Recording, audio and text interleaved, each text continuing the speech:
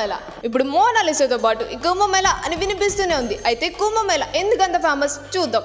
దీనికోసం తెలియాలంటే మనకి క్షీరసాగర మథనం కోసం తెలియాలి. అంటే పూర్వం దుర్వర్ష మహర్షి ఇంద్రుడితో పాటు ఇంకా దేవతలకి శాపం ఇవ్వడం వల్ల వారి శక్తుల్ని కోల్పోతారు. అయితే అప్పుడు వారు మహావిష్ణువుని ప్రార్థించగా మహావిష్ణువు ఒక చోట పాల సముద్రం ఉంటుందని, దాని చిలకగా అమృతం వస్తుందని, అయితే దానికి రాక్షసుల హెల్ప్ కూడా కావాలని చెప్పగా వారు రాక్షసులతో ఒప్పందం పెట్టుకుని పాల సముద్రాన్ని చిలకగా అమృతం ఉండనేది వస్తుంది. అయితే ఆ అమృతం కోసం దేవతలకి ఇంకా రాక్షసులకి యుద్ధం జరుగుతుంది. అప్పుడు మహావిష్ణువు రాక్షసుల్ని డైవర్ట్ చేయడం కోసం మోహిని అవతారంలోకి మారి ఆ కొండని తీసుకుని వెళ్తూ ఉండగా ఆ కొండలోని ఉన్న చుక్కలు హరిద్వార్, నాసిక్, ప్రయాగ్రాజ్ ఇంకా ఉజ్జయిని అనే ప్రాంతాల్లో పడ్డాయని, దాని వల్ల ప్లేసెస్ అని డివైన్ గా మారాయని, అక్కడికి వెళ్లి మనం స్నానం చేస్తే మన పాపాలు పోతాయని నమ్ముతారు. దీని వల్లే కుంభమేళ అంత ఫేమస్. అయితే ఈ కుంభమేళ అనే నేమ్ ఎలా వచ్చింది? సంస్కృతంలో కుంభ అనగా కొండ అని, ఇంకా మేళ అంటే కలియుగ అని అంటూ ఉంటారు. దాని వల్లే కుంభమేళ అనే నేమ్ అనేది వచ్చింది.